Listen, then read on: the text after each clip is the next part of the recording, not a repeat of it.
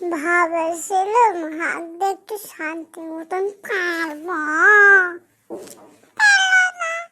পারবো না মনে হয়। সারা জীবন প্যান ভরে পড়ে যাবে। আমার তা হলো মধুরালে, আমি খালি প্যান ভরে হাগে হাগে। ভাইয়া নিজের নামে কি করছে?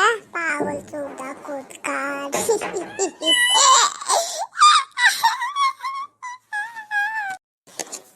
কি আর করবো ভাই, হাঁটতে হাঁটতে জীবনটা বাড়া গেল।